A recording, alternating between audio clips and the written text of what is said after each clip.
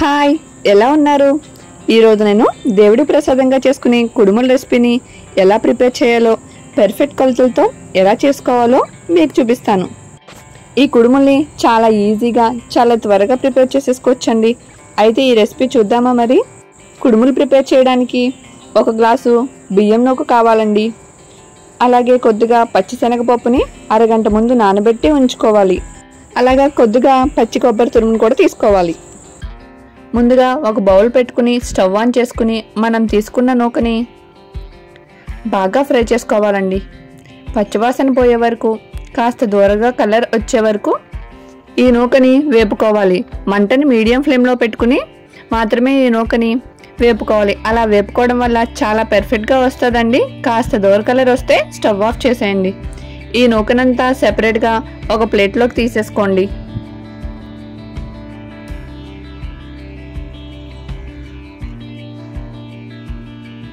ఇప్పుడు మనం stove on చేసుకుని అదే కళాయిని మళ్ళీ స్టవ్ మీద పెట్టుకుని 1 గ్లాస్ నూక తీసుకున్నాం కదా, 1 గ్లాస్ నూకకి 2 గ్లాసుల వాటర్ని యాడ్ చేసుకోవాలి. 2 గ్లాసుల వాటర్ అయితే కరెక్ట్గా పర్ఫెక్ట్గా మనకి నూక అంతా ఉడుకుతుంది. అలాగే మనం అరగంట ముందు నానబెట్టుకుని పచ్చిశనగపప్పుని కూడా ఈ వాటర్లో యాడ్ చేసుకోవాలి. శనగపప్పు కాస్త ఉడికాక మనం తీసుకున్న కొబ్బరికూరని యాడ్ చేసుకోవాలండి. కొబ్బరికూర యాడ్ చేసుకోవడం వల్ల టేస్ట్ చాలా బాగుంటుంది.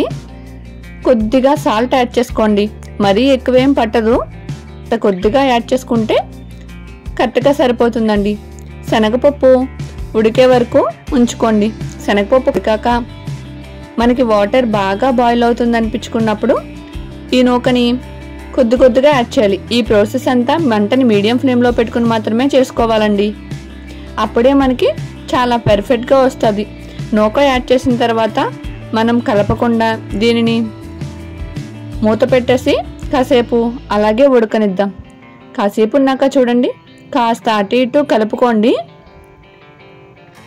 మనకి లాస్ట్ని మాడకుండా ఉండాలంటే ఒక 5 మినిట్స్ తర్వాత ఇలా కలుపుకుంటే మాడకుండా చాలా పర్ఫెక్ట్గా రెడీ అవుతుందండి.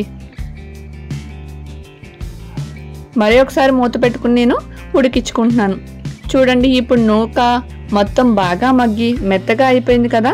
అయితే మనకి రెడీ అయినట్టే. స్టవ్ ఆఫ్ చేసి బాగా చల్లారే వరకు దీన్ని పక్కన ఉంచుకుందాం. ఈ పిండి అంతా బాగా చల్లారాక పిండి మొత్తాన్ని బాగా కలుపుకోవాలండి. కలుపుకుని చేతికి కొద్దిగా చెమ్మ చేసుకుని, పిండి చేతికి అంటుకోకుండా ఉండడం కోసం ఇలా చెమ్మ చేసుకుని కుడుముల్ని చేసుకోవాలి. మనకి ఏ సైజులో కావాలంటే ఆ సైజులో ఇలాగా రౌండ్గా సాఫ్ట్గా వచ్చే వరకు ఇలా కుడుముల్ని ప్రెస్ చేస్తూ చేసుకోవాలండి. చూడండి, చాలా సాఫ్ట్గా వచ్చినాయి కదా. మనం రిమైనింగ్ పిండి మొత్తాన్ని ఇలా కుడుముల కింద చేసుకోవాలి. ఈ కుడుములన్నీ చేశాను కదా, కుడుముల్ని ఇలా రౌండ్గా పర్ఫెక్ట్గా చేసుకోండి. చాలామంది ఇప్పుడే తినేస్తారు, కానీ నేను కాస్త ఉడకబెట్టి చూపిస్తాను. ఇడ్లీ పాత్రలో కొద్దిగా వాటర్ యాడ్ చేసుకుని మనం ఇడ్లీ పెట్టుకుంటాం కదా, అడుగు రేకు, దానిని పెట్టుకోండి. మనం ప్రిపేర్ చేసి ఉంచుకున్నాం కదా కుడుములన్నీ, అవన్నీ ఈక్వల్గా 4 అట్లలోనూ పెట్టుకున్న తర్వాత రిమైనింగ్ అన్నిటిని పెట్టుకోండి. లేదంటే ఈ రేకు పక్కకు వంగిపోయి ఈ కుడుములన్నీ వాటర్లో పడిపోతాయి. కొత్తగా ఈ కుడుములన్నిటిని ఇందులో పెట్టుకుని ఒక 5 మినిట్స్ ఉడకనివ్వండి. 5 మినిట్స్ ఉడికితే మనకి కుడుములు రెడీ అయినట్టేనండి. చూడండి, చాలా టేస్టీగా ఉండే ఈ కుడుముల్ని కొబ్బరి చట్నీ వేసుకుని తింటే చాలా బాగుంటుందండి. నా వీడియో మీకు నచ్చినట్టయితే చిన్న లైక్ చేయండి. నా ఛానల్ని సబ్స్క్రైబ్ చేసుకోండి. మరిన్ని వీడియోస్ కోసం బెల్ ఐకాన్ క్లిక్ చేయండి. Thank you so much for watching.